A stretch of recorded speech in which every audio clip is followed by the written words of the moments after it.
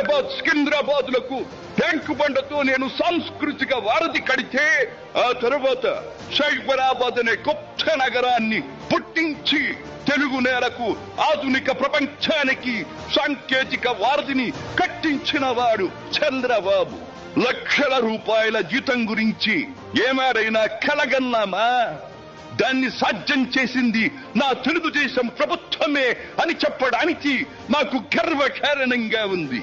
డ్వాక్రా సంఘాలతో నా ఆడపడుచులు సాధించిన ఆర్థిక స్వాతంత్ర్యం చూసి నాకు సంతృప్తిగా ఉంది.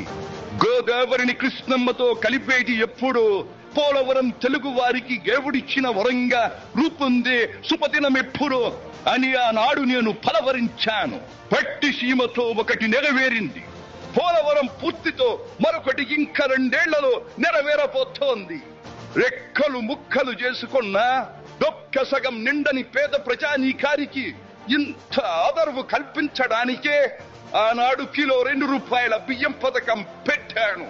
అటువంటిది P4 కార్యక్రమంతో పేదకు పేదరికం నుండి విముక్తిని కలిగించి బంగారు కుటుంబంగా తీర్చిదిద్దే చంద్రబాబు ప్రణాళిక అహో అద్భుతం, మహాద్భుతం.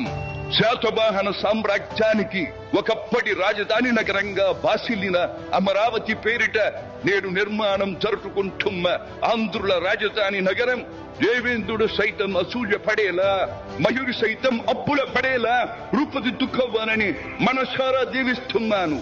క్రమశిక్షణాపూరితమైన అభ్యుదయ సమాజ నిర్మాణ శక్తిగా యువతను మలచడం కోసం ఆనాడు నేను కలను కన్నాను. యువగణానికి ప్రాధాన్యమిచ్చి యువశక్తికి పదును పెట్టి నా కలను నేడు తీరుస్తున్నాడు నా మనవడు లోకేష్. అంతేకాదు, అధికారానికి సరైన నిర్వచనం మానవ సేవ అని ఆనాడు నేను పాటించిన నియమాన్ని నేడు గతంలో ఆచరించి పార్టీ కార్యకర్తకైనా సాధారణ పౌరుడికైనా అండగా నిలుస్తూ నా వారసత్వానికి వన్నెదిస్తున్నాడు లోకేష్. గగనసీమ నుండి ఇది చూసి అయ్యారే ఫలా ఫలా మనవడా ఫలా అని మురిసిపోతోంది నా మనస్సు. ఈ దేశం మనది, దేశ సమైక్యతే మా సిద్ధాంతం, మా రాష్ట్రాభివృద్ధే మా దేశాభివృద్ధే మా లక్ష్యం అంటూ ఆనాడు నిత్యం నినదించేవాడి. ఈనాటి వికసిత భారత్, వికసిత ఆంధ్రప్రదేశ్ గురించి వింటుంటే ఇదే కదా నేను కోరుకున్నది అనిపిస్తోంది.